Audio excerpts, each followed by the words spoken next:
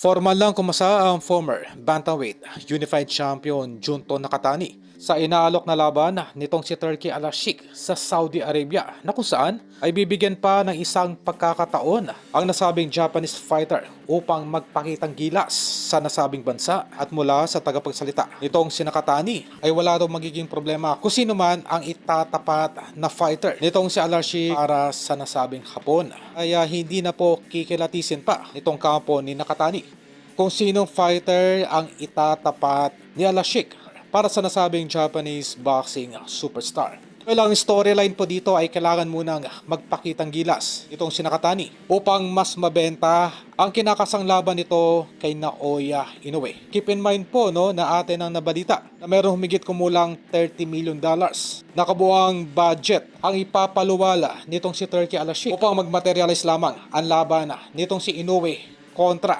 Nakatani. Kumbaga bilang isang marketing strategy ay kailangan po munang magpakitang gilas o magkaroon ng isang huling knockout win etong si Nakatani bago itapat kay Inoue. Supposedly ay hindi na po dapat lalaban pa si Nakatani at dediretso na ito kay Naoya Inoue. Ngunit alam naman po nating lahat na hindi po naging maganda ang naging huling laban nitong si Nakatani kontra Hernandez. Medyo tumamblay po yung demand na may kasa ang super fight kontra dito kay Naoya Inoue.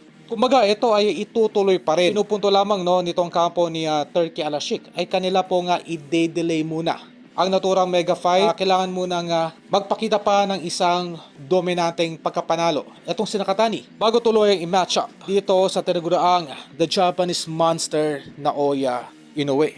Nababalita na isa itong sina Luis Neri at John Riel Casimero ang siyang pinagpipilian ng Saudi promotion na may mga knockout power na ipang tatapat dito kay Nakatani. Medyo alanganin po itong kampo ni John Riel Casimero. Dahil unang-una ay kukulangin po ito sa training time na kung saan ang hiningin petsa ng laban nitong si Nakatani ay sa buwan ng Abril na.